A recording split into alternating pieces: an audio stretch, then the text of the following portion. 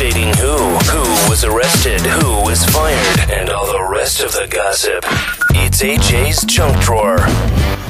Hey, what's going on? I am AJ, and this is it. It's time for your Weekend Junk, brought to you by Feature Sports Bar and Grill in West Salem. These are the top 3 stories of the week, so let's get right to it. The number 3 story this week, it's Ellen's first week on Idol. I think she did a pretty good job, but that's not actually the big story. The big story is who's going to replace Simon next season. You'll never believe it, but Howard Stern is in talks to replace Simon Cowell. He actually did admit on his radio show that he is in talks to replace him, but he said, guess what? Fox probably can't pay me enough money. You know, Howard, it's probably true, but I think Fox is more worried about having to bleep out all of your naughty words. I think they're more worried about that, so we'll see what happens with that. Your number 2 story of the week is huge. Hospital visits are having the best week ever. Seriously, Alec Baldwin was admitted to the hospital this week. I still love him. I don't care how crazy he is. Apparently his daughter, 14-year-old Ireland, called 911 after he threatened to kill himself. I guess he threatened to take a bunch of pills.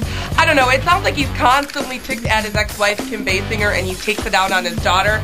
Like I said, I don't care what Alec Baldwin does. I still love him. At least he didn't call her a pig this time.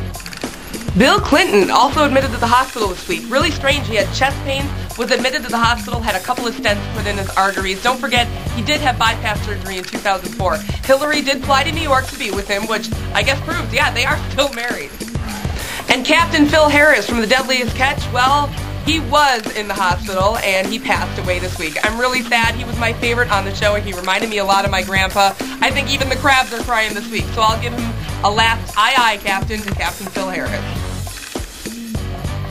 And your final story of the week, the biggest story. Finally, Dr. Conrad Murray surrendered in the death of Michael Jackson. He was arraigned. He's being charged with involuntary manslaughter. I got to admit, don't really care too much about the Dr. Murray stuff. It's what they found in the coroner's report that's super strange. So they're saying now that Michael Jackson was pretty much bald, that the hair he had left was attached to a wig, that he had his hairline tattooed, his eyebrows, and his lips all tattooed. So I guess that puts to rest lipstick rumors.